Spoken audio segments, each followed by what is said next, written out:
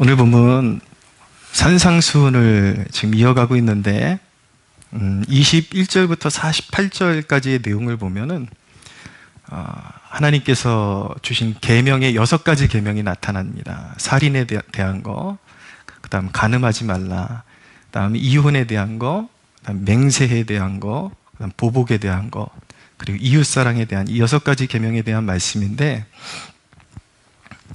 예수님께서 이 말씀을 그냥 꺼내시는 것이 아니라 이유가 있습니다. 앞에 20절에 보면은 너희가 서기관들과 바리새인보다 더 나은 의가 없다면 결코 천국에 들어가지 못하리라 라는 그 말씀의 진정한 해석이 무엇인지를 가르쳐 주시기 위해서 이제 이전에 계명을 해석해왔던 유대인들의 그 습관을 지적하시고 예수님께서 진정으로 원하시는 하나님의 계명의 해석이 어떻게 되는지를 가르쳐주고 계신 것입니다. 골자는 사실 사람들이 하나님의 법을 얼마나 위중한지 모르기 때문에 만만하게 보고 자기 자신을 괜찮은 사람으로 평가한다라는 것입니다.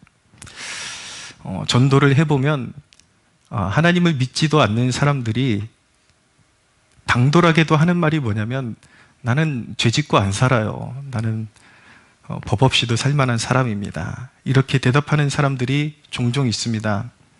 그런데 그들은 하나님의 계명의 엄중함이 어느 정도인지를 모르는 것이죠. 10계명의 첫 계명이 무엇입니까? 너는 나 외에 다른 신을 내 곁에 두지 말라. 일단 그들은 예배부터 드리지 않습니다.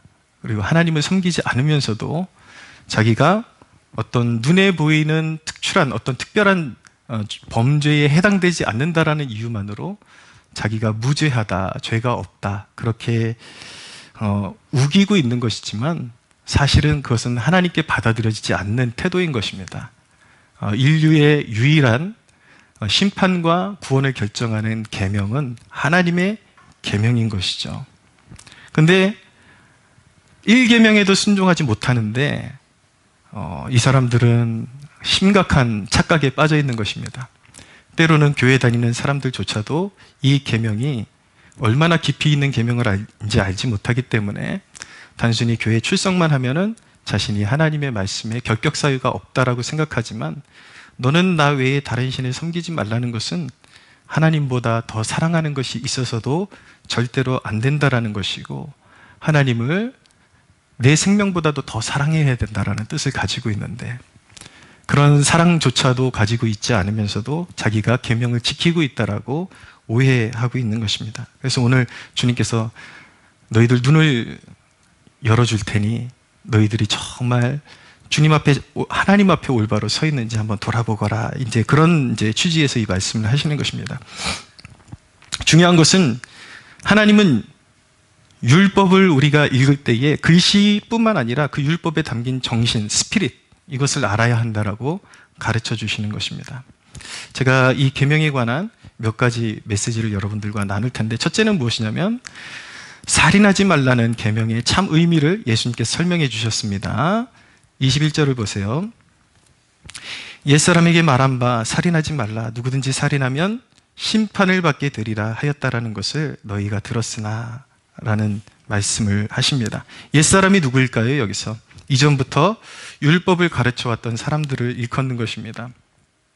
유대인들은 살인하지 말라, 그러면 심판을 받지 않으리라. 살인하면 심판을 받을 것이다.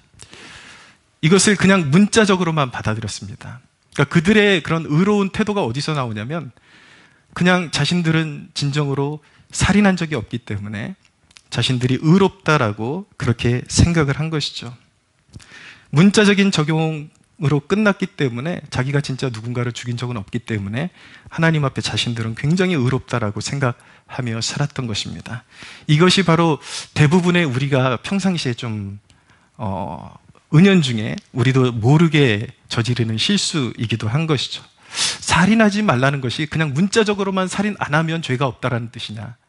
그게 아니라는 것입니다. 예수님의 해석은 사람들의 깊은 오해를 깨트려주는 해석이었는데 22절에 보니까 나는 너희에게 이르노니 자, 여기 대치되는 게 어떻게 지금 대치되고 있습니까? 옛사람하고 나는 너희에게 이렇게 말한다. 옛사람은 그렇게 말했을지라도 나는 너희에게 이렇게 말한다 라고 말씀하고 있는 거예요.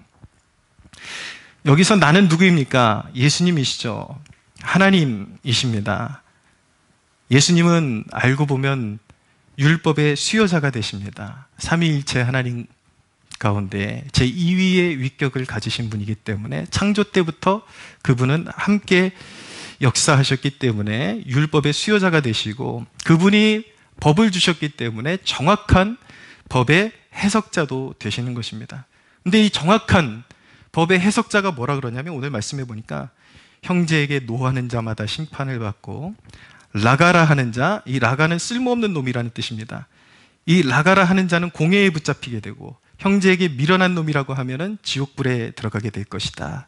어떤 신학자는 이것을 형벌의 3등급을 이야기하는 것이다.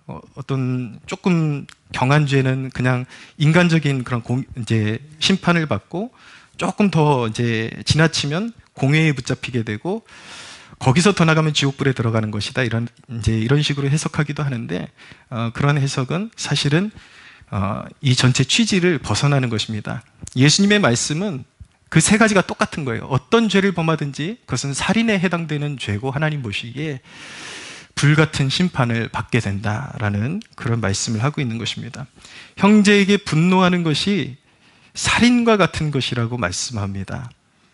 이유 없이 짜증내면서 분노의 눈으로 바라보고, 여러분의 경멸의 눈 속에 있는 것, 누군가를 바라보면서 경멸의 눈으로 바라보는 것이 살인과 같은 종류의 것이다 라고 말씀하는 것입니다.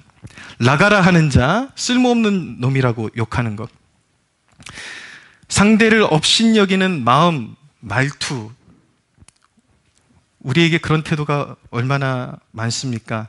저 사람한테는 이렇게 대해도 돼 라는 그런 태도, 직장 안에서도 조금 마음에 안 들거나 조금 자기랑 성격이 안 맞는다 그러면 그냥 뭐 잘못한 게 있든지 없든지 어떤 한 사람을 되게 방치하고 따돌리려고 하는 그런 모습들, 저 사람한테는 저 사람이 그렇게 행동하기 때문에 그냥 막대해도 돼, 이런 식의 태도, 이런 것들이 우리가 생각하는 것보다 하나님 앞에 너무나도 큰 죄가 된다라는 것을 말씀하고 있는 것입니다. 미련한 놈이라 하는 자는 지옥불에 들어가게 되리라. 거짓말하고 상대방에 대해서 능욕을 주고 모욕의 표현을 하고, 얼마나 많이 합니까, 여러분? 감정 속에서 뭔가 이렇게 솟구치는 그런 감정들에 우리는 얼마나 자주 붙잡히나요? 때로는 아무 일도 없었는데 인간은 가만히 있어도 분노하는 그런 존재입니다. 아무 일 없었는데 오해하고 상대방의 어떤 말을 곱씹으면서 상대방이 나를 무시하는 것 같다라는 그 느낌이 오게 되면은 역으로 그 사람을 내가 밟아줘야지 직성이 풀리기 때문에, 무슨 사건이 있는 것도 아닌데 혼자 어떤 골머리 생각하다가 분노를 일으키면서 그 사람을 보게 되면 괜히 막 깔보고 업신여기는 그런 말투로 대하게 되고, 이런 것이 우리의 삶의 태도이거든요. 그런 것이 없다라고 말할 수가 없겠죠. 그런데 이런 태도들이, 이런 마음의 태도들이 상대의 마음과 영혼과 삶을 파괴하는 것이고, 그들을 하나님의 형상으로 친히 지으신 하나님, 그분에 대한 멸시를 나타내는 것이라고 성경이 말씀하고 있습니다. 예수님께서 그것을 지적하고 계십니다. 사람들은 계명을 대할 때 겉으로만 이렇게 수박 겉핥기 하듯이 그렇게 대하는 습관이 있습니다. 우리도 지금까지 그렇게 해왔고, 저도 산상수훈을 다시 설교하기 시작하면서 이 본문에 다시 대하기 시작하면서 내 자신을 굉장히 깊이 돌아보게 되었습니다. 하나님의 말씀을 대할 때 그 영적인 정신, 계명 안에 들어있는 그 하나님의 진정한 마음까지 읽지 못하고 표면적으로 읽을 때가 너무나도 많았구나라는 그런 생각을 갖게 되었습니다. 사람들은 물건을 훔치지만 않으면 나는 훔치는 데에 대한 죄가 없다라고 생각하지만, 하나님이 보시는 영역은 훔치고자 하는 동기까지 보시는 것입니다. 아니면 남이 잘 되는 것을 은근히 시기하고 이런 마음들까지도 보는 것이죠. 정확하게 어떤 액션을 취하지 않았지만 남이 칭찬받는 것을 느낄 때 굉장히 불쾌한 감정을 느끼기도 하고, 이런 모습들이 우리 안에 있죠. 주님은 인간의 마음 중심 속에 있는 것까지 끄집어내시면서 이렇게 물어보시는 거예요. 이러고도 너희가 깨끗하냐? 라고 말씀하시는 것입니다. 율법은 인간이 피하려고 하는 그 내면의 끝까지 찾아 들어가서 찌르는 것입니다. 여러분, 오늘 예배 가운데 정말 하나님의 은혜 받기를 원하십니까? 은혜 받기 원하신다면 자신에 대해서 정직해져야 합니다. 여러분, 정말 이 말씀 앞에서 괜찮으십니까, 여러분은? 여러분들이 이 말씀을 듣고도 나는 죄가 없다라고 생각하신다면 스스로에게 정직하지 못한 것입니다. 하나님을 거짓말하는 존재로 만드는 것이죠. 또한 이 본문에서 예수님이 가르쳐 주시는 두 번째 메시지는 무엇이냐면, 기만적인 신앙의 태도가 하나님 앞에 얼마나 헛된가를 가르쳐 주고 계십니다. 23절에서 24절을 보세요. 같이 한번 또박또박 읽어보겠습니다. 시작. 그러므로 예물을 제단에 드리려다가 거기서 내 형제에게 원망 들을 만한 일이 있거든, 생각나거든, 예물을 제단 앞에 두고 먼저 가서 형제와 화목하고 그 후에 와서 예물을 드리라. 형제에게 어떤 모욕을 주었어요, 내가. 아니면 어떤 불쾌감을 주거나 깊은 상심을 주었어요. 상실을 안긴 채로 경건한 모습으로 예배하고 있다라고 생각해 보십시오. 그게 나의 모습이라고 한번 생각해 보십시오. 주님 말씀에 의하면 그것은 어떤 것과 같은 것이냐면, 우리가 생각하는 것보다 좀 더 심각하다라는 것입니다. 그것은 살인하는 마음을 가지고 와서 예배하겠다라는 것과 같은 종류의 것이라는 것이죠. 하나님이 죄라는 것을 간파하실 때는 겉으로 표현되는 죄만을 보시는 것이 아니라, 살인까지 직접적으로 이루어지지 않아도 살인이 이루어지게 하는 것은 인간의 혈기입니다. 인간 내면에 있는 분노입니다.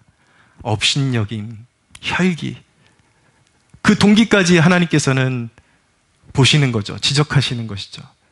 그게 완성되진 않았다 할지라도 그것이 발전하면 살인이 된다라는 거예요. 결국 그것은 속성품은, 죄성은 같은 것이라는 것입니다. 바로 그것 때문에 인간이 영원한 사망에 처하게 되었다라는 것입니다. 죄의 삭은 사망이다라는 것은 우리가 막 도둑질하고 어디 가서 계속 바람 피고 다니고 그래야만 죄가 성립되는 것이 아니라, 마치 인간이 건강해 보이지만 암세포가 하나 들어오기 시작해서 그게 자라나면 마침내 그 건강한 육신을 사망으로 이끌어가는 것처럼 죄의 특징은 세포와도 같다라는 거예요.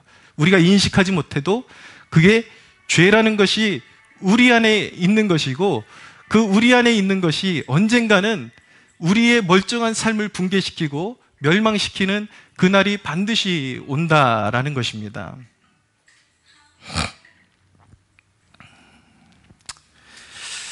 그래서 죄가 무서운 거예요. 그래서 하나님 그 죄성을 굉장히 경고하고 계시는 것입니다. 여러분, 인간의 그런 어떤 파렴치함이 우리가 살아가는 세상을 가만히 지켜보면 너무 파렴치하다는 것을 느끼게 됩니다. 최근에 음주로 인해서 앞에 있는 오토바이 들이받아가지고 죽이는 사고가 종종 일어나거든요. 그러면 사람을 죽인 그 당사자가 보이는 태도를 보면 참으로 참담합니다. 과거에 어떤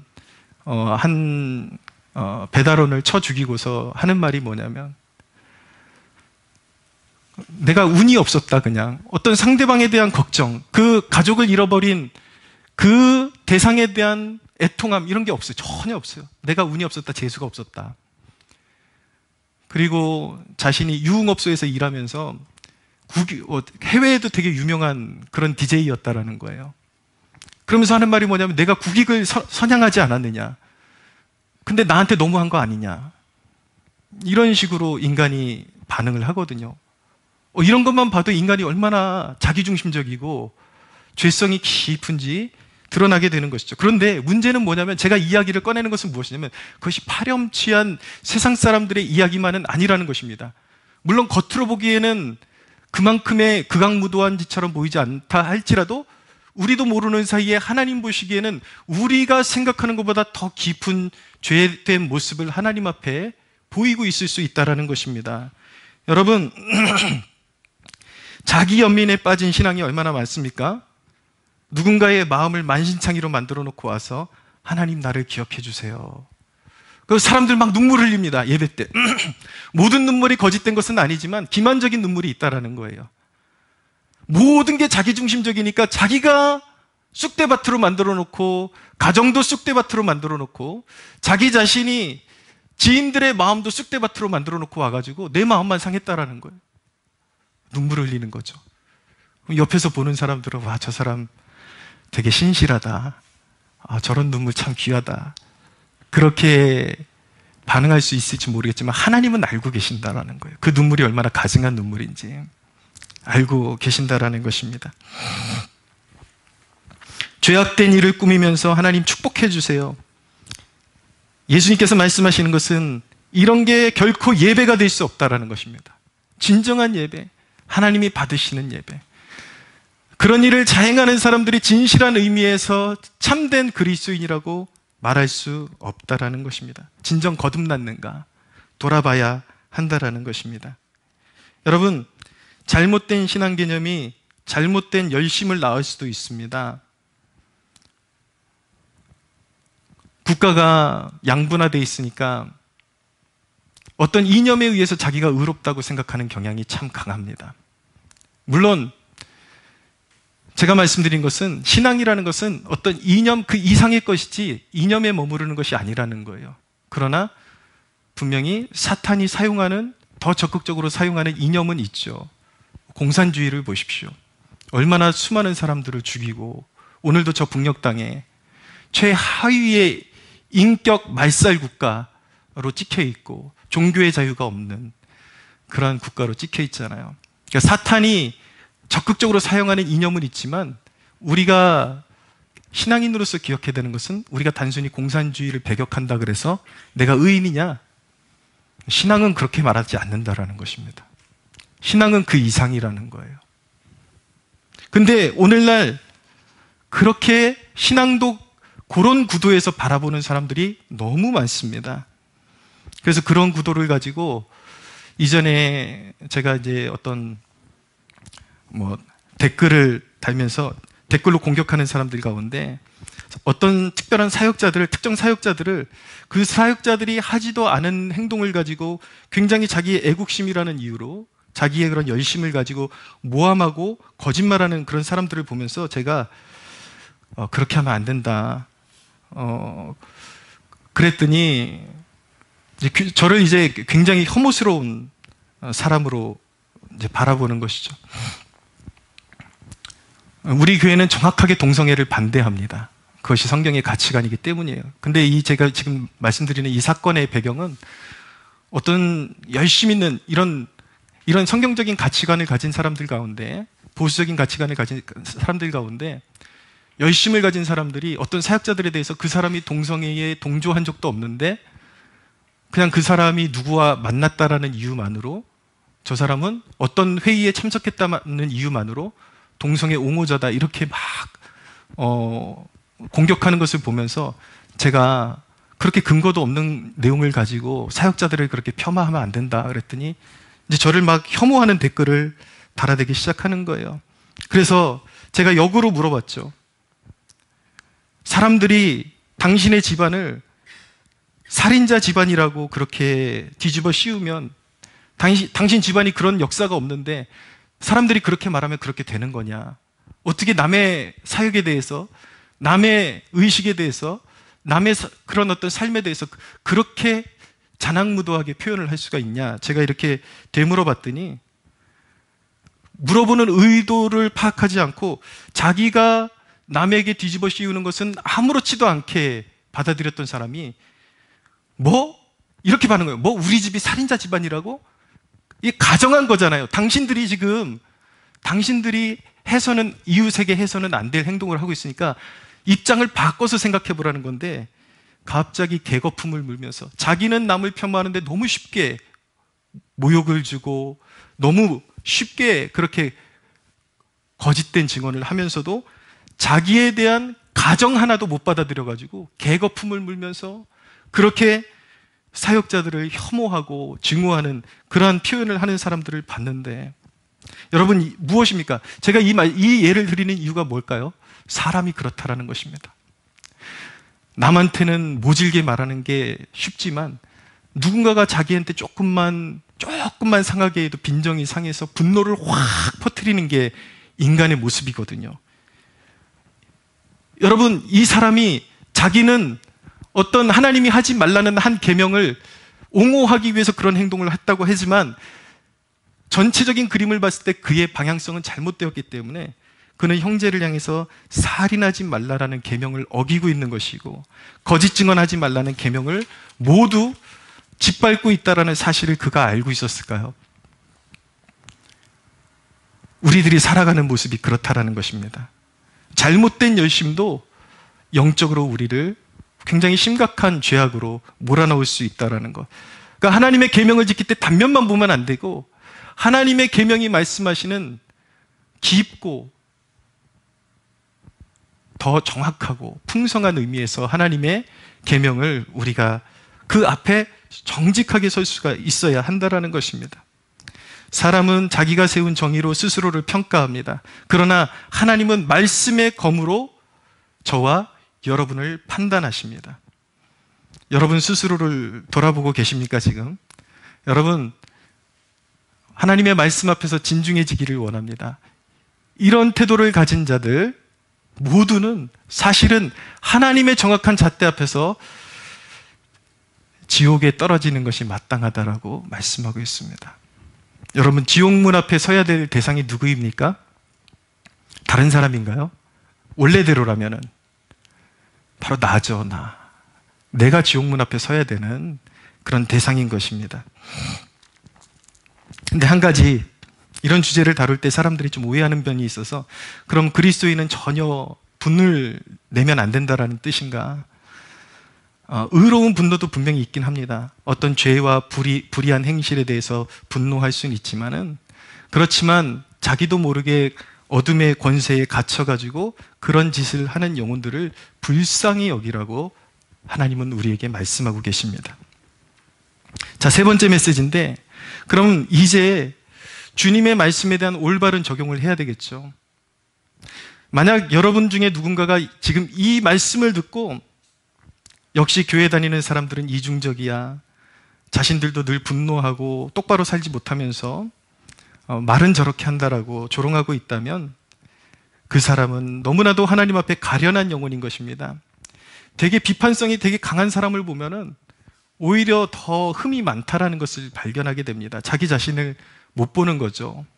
하나님 보시기에는 내 가슴에도 죄인이라고 써 있고 저 사람의 가슴에도 죄인이라고 써 있는데, 늘 흠잡기 좋아하는 사람의 특징은 뭐냐면 자기는 안 보이니까 늘 남한테 이렇게 하는 거예요. 야, 너 가슴에 죄인이라고 써 있는 거 안 보여? 너 죄인이잖아. 너 죄인이잖아. 너 그러니까 죄인이네. 근데 정작 자기 가슴에 써 있는 죄인이라는 그런 글자는 못 보고 살아가는 것이죠. 그러나 하나님은 그가 비판하는 그 사람의 행실도 살피시지만 그 비판하는 자기 자신, 내가 비판했던 그 사람과 동일선상에 내가 하나님 앞에 서 있다는 것을 깨달을 필요가 있습니다. 그것을 볼 줄 아는 사람이 지혜로운 사람인 것입니다. 여러분, 이런 말씀을 들을 때에 사실은 다른 누가 떠오르면 안 되는 것입니다. 설교를 들을 때 주로 이거 누가 들어야 되는데 아니죠. 물론 노골적으로 그런 죄에 빠져 있는 사람, 우리가 긍휼히 여겨야 될 사람들이 가끔 설교 시간에 생각나기도 하지만, 우리가 고침받기 위해서는 이 말씀 앞에 지금 누가 떠올라야 합니까? 누가 가련한 인생입니까? 지금 나라는 존재인 것입니다. 나라는 존재. 내가 이 말씀 앞에서 정죄감을 느껴야 정상인 것입니다. 그래야 구원의 문이 열립니다. 내 힘으로, 내 노력으로 내가 구원에 이를 수 있는 길이 전혀 없구나. 내가 좀 착하게 살면 구원받을까? 그러나 예수님은 아니라는 거예요. 너희 자신을 직면하라는 거죠. 인간의 힘으로 구원받을 길이 전혀 없다라는 것입니다. 하나님의 계명 앞에서 내가 지키고 있다고 자부하고 있지만 그 누구도 하나님의 말씀이 폐부까지 찌르는 그 말씀의 위력 앞에서 피해갈 수 있는 사람은 이 세상에 한 사람도 존재하지 않는다라는 것, 그걸 깨달으라고 이것을 말씀하고 있는 것입니다. 율법의 가장 첫째 기능은, 여러분, 율법은 우리를 뿌듯하게 만들고 우리를 의롭게 만드는 것이 아니라 율법의 첫째 기능은 우리를 정죄하는 것입니다. 아십니까? 근데 율법의 첫째 기능이 우리를 정죄한다라는 것은 놀라운 의미가 있습니다. 하나님이 의도하신 거예요. 왜냐하면 어차피 우리의 힘으로 안 되기 때문에 참된 구원자를 바라보라고 말씀하시는 것입니다. 아시겠습니까? 25절을 보십시오. 거기서 그러면은 나 자신에 대한 정죄감을 느꼈어요. 그럼 우리에게 남은 과제는 무엇입니까? 25절, 26절 같이 한번 읽어볼까요? 시작. 너를 고발하는 자와 함께 길에 있을 때 급히 사화하라. 그 고발하는 자가 너를 재판관에게 내어주고 재판관이 옥리에게 내어주어 옥에 가둘까 염려하라. 진실로 내게 이르노니 내가 한 푼이라도 남김없이 다 갚기 전에는 결코 거기서 나오지 못하리라. 여러분, 여기서 잘 보세요. 고발하는 자가 나오는데 약간의 학자 간의 해석 차이가 있긴 하지만 대체적으로 이게 맞다라고 생각합니다. 고발하는 자는 율법입니다. 재판관은 하나님이십니다. 예수님께서 비유로 말씀하신 거예요. 그럼 우리는 어디에 있는가? 지금 길 위에 있습니다. 구원으로 가는 도상에 있습니다. 길 위에. 이제 우리는 재판관 앞으로 가고 있는데 율법이 우리를 죄인이라고 계속 우리를 정죄하고 있는 거죠. 그럼 우리가 해야 될 일은 무엇입니까? 재판관 앞에 서기 전에 빨리 우리 죄의 문제를 해결해야 됩니다. 스스로 나 괜찮은 사람이야, 그러고 있으면 안 된다라는 거예요. 만약에 이 문제를 이 도상에서 하나님 앞에 도착하기 전까지 해결하지 못하면 인류의 재판장이 되시는 하나님께서 정죄하시고 너는 죄인이다, 구원받을 자격이 없다라고 선언하시면 지옥불에 들어가게 되는 것입니다. 근데 죄에 대해서 홀이라도 갚기 전에는 그 지옥불에서 나올 수 없다 그래요. 아주 사소한 것까지 다 갚기 전에는 지옥불에서 결코 나올 수 없는데 지옥에 스스로 떨어진 자가 무슨 수로 죄값을 갚아나갈 수 있겠습니까? 이 말씀은 뭐냐면 재판장이 되시는 하나님께 서기 전까지 죄의 문제를 해결 받지 않으면 영원토록 꺼지지 않는 지옥불에 들어가게 될 것이고 결코 나올 수 없다는 것을 이렇게 비유적으로 말씀하신 것입니다. 여러분, 지금이라는 시간은 선물입니다. 하나님께서 우리에게 돌이키라고 주신 선물입니다. 구원 받으라고 주신 선물입니다. 현재는 하나님께서 우리에게 주신 선물입니다. 아직 기회가 있다라는 거예요. 하나님은 죄인이 죄 가운데 지옥불에 들어가는 것보다 복음을 받아들이고 살아나는 것을 1000배, 10,000배 기뻐하십니다. 할렐루야. 그래서 정죄하시는 거예요. 섣불리 우리 자신의 어떤 의로움이나 내 안에 뭐가 그래도 나 이 정도 살아왔는데 그렇게 살다간요, 죄의 바이러스가 쫙 어느 날 퍼져서 죄의 삭선 사망이고 하나님의 영광에 이르지 못하고 결국 추락해서 영원한 파멸, 영원한 형벌을 받아야 되는 것이죠. 그러나 지금 기회가 있습니다. 지금 해야 되는 일은 무엇입니까? 빨리 그 죄의 부채를 갚아야 돼요. 하나님 앞에. 누군가를 정죄했던 나도 모르는 사이에 알고 지은 죄, 모르고 지은 죄가 계속 지금 누적되고 있는데 그 죄의 문제를 탕감시켜야 되는데 인간의 힘으로는 그것을 할 수 없습니다. 근데 할렐루야, 하나님의 아들이 이 땅에 오셨습니다. 그것 때문에 오셨습니다. 죄 없으신 하나님의 아들이 제2위의 하나님의 위격을 가지시고 죄 없으신 그분이 우리가 하나님의 뜻대로 살 수 없다라는 것을 아시고 자신을 인간의 몸으로 낮추어서 죄인의 형상으로 오셔서 죄인이 받아야 될 모든 죄의 대가를 십자가에서 피 흘리심으로 다 탕감해 주셨습니다. 십자가상에서 예수님께서 내가 다 이루었다라고 말씀하시잖아요. 그게 원어적으로는 테텔레스타이라는 건데 상업적 용어입니다. 내가 다 갚았다 라는 뜻인 것입니다. 여러분, 예수 그리스도와 연합하는 그곳에 구원이 있습니다. 할렐루야. 여러분, 우리는 하나님의 자녀이기 때문에 착하게 살아야 되죠. 그러나 착한 사람이 구원받는 것 아닙니다. 이 개념을 정확히 알아야 됩니다. 우린 다 갚을 수 없어요. 우리가 다 갚을 수 없는 것을 예수님이 십자가에서 다 지불해 주셨습니다. 그것을 믿는 것이 구원입니다. 예수님이 우리의 중심에 오실 때, 삶에 오실 때에 사망이 떠나갑니다. 저주가 떠나갑니다. 율법이 정죄하는 그 저주가 떠나갑니다. 할렐루야.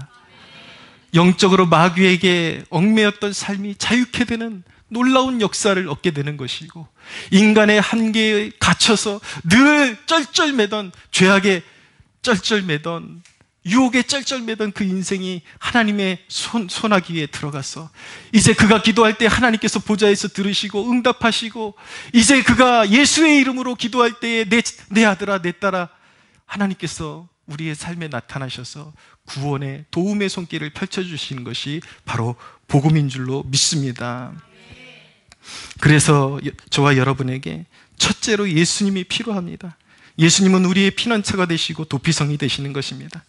하나님의 아들이 십자가에서 우리의 불의의 값을 다 갚아주셨습니다.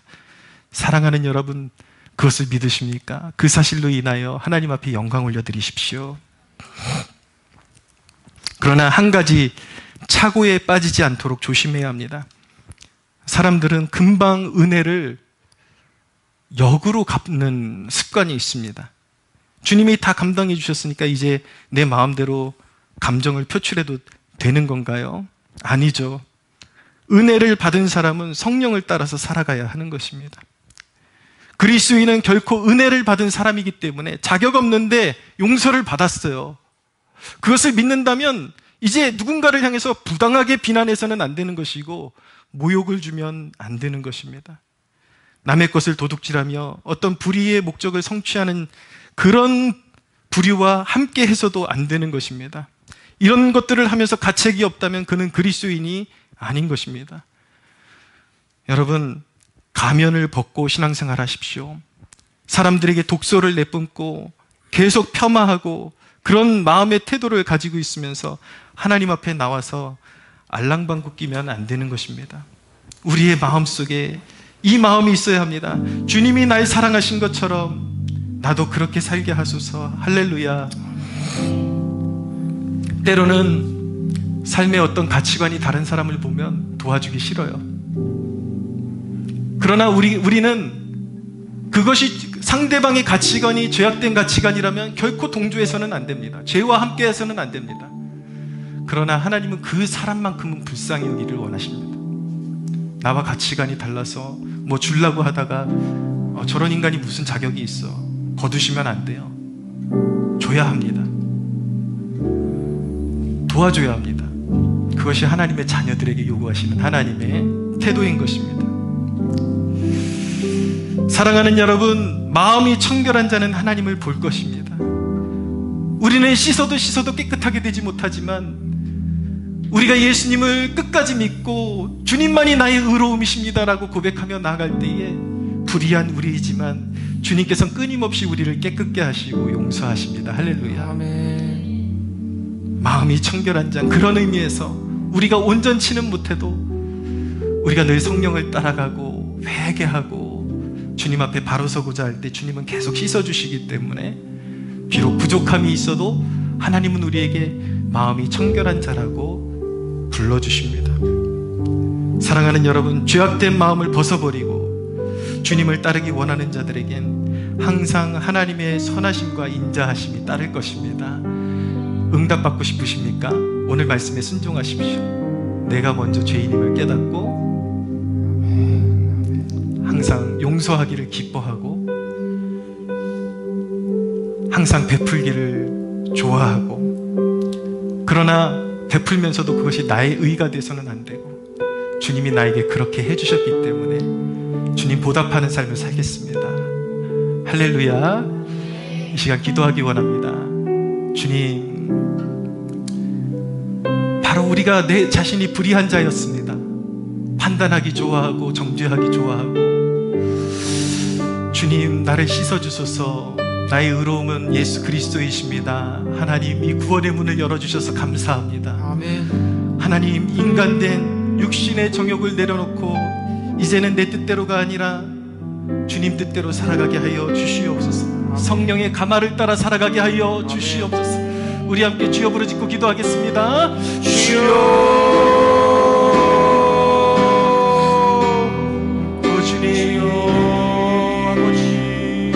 죄를 보지 우리에게 의가 없으면 남들이 판단했던 모든 죄악을 용서하여 우리에게 선한 것이 없으면 주여 외식하는 그 모든 마음들을 주님만이 용서하여 우리의 주시오. 길이 되시고 우리의 반석이 되시고 고백합니다. 주님께 사함 받은 것처럼 주님, 우리를 용서하여 나에게 주소서. 잘못한 모든 주님의 사람들을 사랑으로 사랑하기 원합니다. 채워주소서. 주여, 우리의 뿌리를 주님께 받은 그 씻어주소서. 사랑을